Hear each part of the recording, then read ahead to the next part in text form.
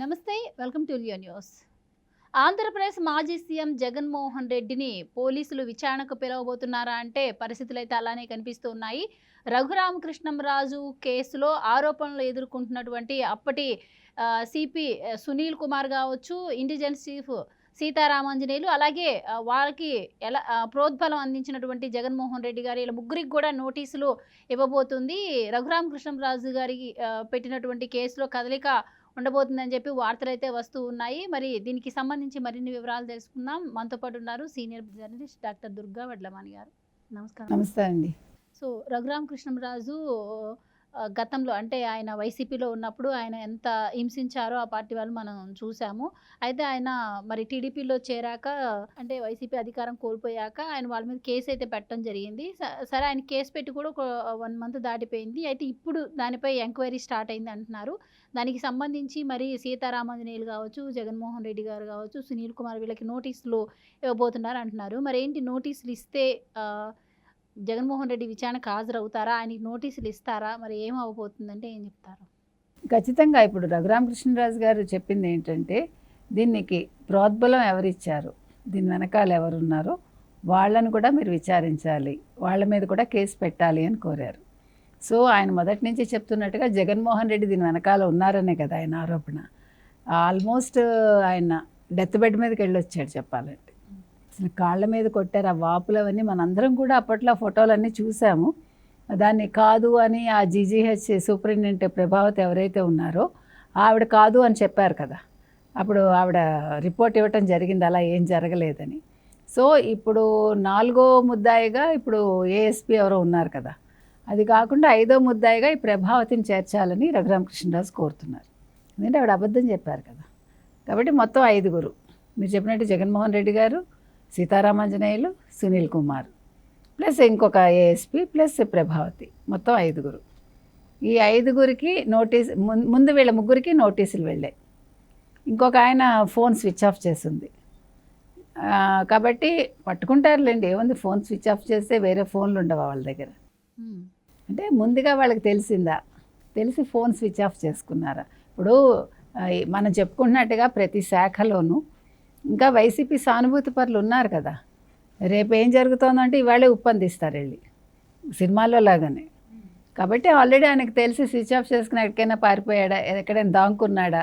ఇప్పుడు చూడండి, పిన్నెల్లి సోదరుడు ఇంతవరకు ఎక్కడున్నాడో ఎవరికి తెలియదు, కట్టెడ్డి ఎక్కడున్నాడో ఎవరికి తెలియదు. అంటే దాంకుంటున్నారు. అది అంటే జగన్మోహన్ రెడ్డి యలహంక చుట్టుపక్కల వీళ్ళని దాచిపెట్టాడా, అది చూడాలి మనం. కాబట్టి ఇవాళ రఘురామకృష్ణరాజు కేసులో నెల్లాళ్ళు అయింది ఆయన కేసు పెట్టి. అంటే తెలుగుదేశం కూటమి రావడం అనేది ఆయనకి ఒక నిజంగా చెప్పాలంటే లక్కే ఆయనకి. లేకపోతే ఆయన వైసీపీ వాళ్ళతోటి నిజంగా చాలా పెద్ద పోరాటం చేశాడు. ఆయన ఒక హీరోలాగానే అప్పట్లో బిహేవ్ చేశాడు. ప్రతిరోజు రచ్చబండ పెట్టి సొంత పార్టీలో ఉండే నేతల మీద ఆయన మాట్లాడటం అనేది చిన్న విషయం కాదు. కాబట్టి రఘురామకృష్ణరాజు చేసిన ఆ పోరాటానికి ఫలితం ఇవాళ దక్కుతోంది. అలా చేసినందుకు ఆయన్ని చంపుదామని ప్రయత్నించిన వైసీపీ ప్రభుత్వం ఏదైతే ఉందో వాళ్ళకి ఇవాళ కొంచెం ఒక ఝలక్కేది ఒకటి. రెండోది, అసలు రఘురామకృష్ణరాజుని సస్పెండ్ చేయలేకపోయాడు జగన్మోహన్ రెడ్డి. మీరు అది గమనించండి. జగన్మోహన్ రెడ్డి లాంటి వ్యక్తి రఘురామకృష్ణరాజుని పార్టీ నుంచి బయటికి పంపలేకపోయాడు. అది అక్కడ గొప్పతనం. ఒకటి ఈయన పోరాటం, 2 పార్టీని వేయడానికి లేకుండా చేసుకున్నాడు. అంటే జగన్మోహన్ రెడ్డి వల్ల కాలేదు. అది చాలా పెద్ద ఏమనాలి ఓటమి జగన్మోహన్ రెడ్డికి. అందుకే ఇవాళ రఘురామకృష్ణరాజు పోరాటం చేస్తున్నాడంటే స్ఫూర్తి అక్కడే ఉంది.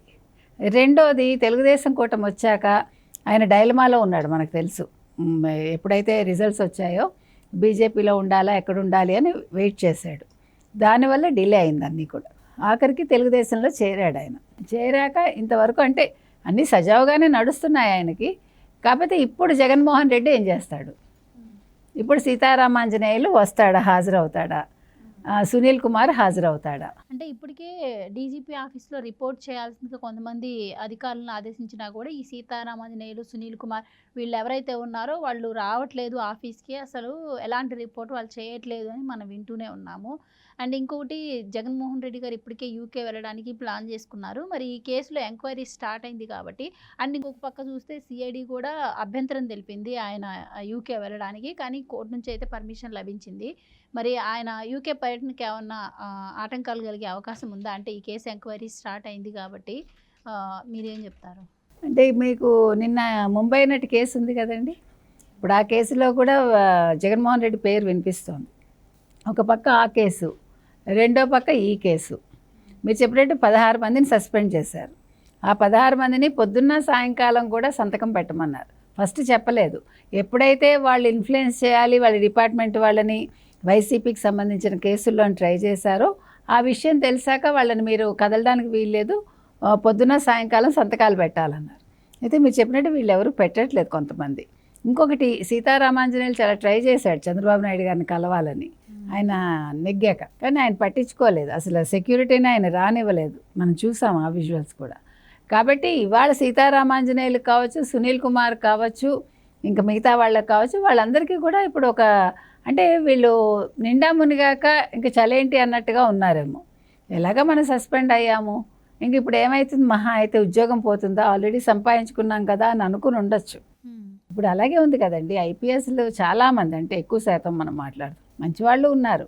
కానీ ఈ ఎక్కువ శాతం మందిలో ఒక ధీమా వచ్చేసింది. ఇప్పుడు 30 ఏళ్ళు సర్వీస్ ఉంటే ఎంత వస్తుందో దానికి 10 వాళ్ళు ఆల్రెడీ సంపాదించుకున్నారు కదా. కాబట్టి ఆర్థికంగా బాగుంది. సరే, చెడ్డ పేరు ఎలాగో వచ్చింది, అది పెద్ద విషయం కాదు వాళ్ళకి. చెడ్డ పేరు వస్తే ఉంది, ఇప్పుడు అన్నీ డబ్బుతోటే కదండి ముడిపడి ఉన్నాయి. ఒకటి. రెండోది, జగన్మోహన్ రెడ్డికి ఏ రకంగా నష్టం. ఇప్పుడు అదో కేసు ఇదో కేసు. మీరు చెప్పితే సిఐడి వాళ్ళు ఆల్రెడీ వద్దు, ఇప్పుడు రోజువారీ విచారణ మొదలవుతుందని చెప్పినా కూడా ఆయనకి పర్మిషన్ వచ్చింది అంటే ఇప్పుడు 3వ తారీఖు ఆయన లండన్ వెళ్ళగలరా లేదా అదొక సందేహం. ఎందుకంటే ఈ కేసు కనుక త్వరితగతిన మొదలైతే, అంటే ఇప్పుడు నెల్లాళ్లలోనే మొదలుపెట్టారు కదా, మొదలుపెట్టాక ఇవాళ అప్పుడే మనకి 30వ తారీఖు, రేపు ఎల్లుండ కోర్టు సెలవులు. సో ఫస్ట్ సెకండ్ సోమ మంగళవారాల్లో కదలికి వచ్చి జగన్మోహన్ రెడ్డికి నోటీస్ వెళ్ళి ఆయన కనుక హాజరు కావాలి అంటే అప్పుడు 3వ తారీఖు ఆయన ప్రయాణం ఉండకపోవచ్చు, మనం చెప్పలేము. అది ఏదైనా కూడా లండన్ వెళ్ళడం అనేది కొంచెం కష్టసాధ్యంగా కనిపిస్తుంది.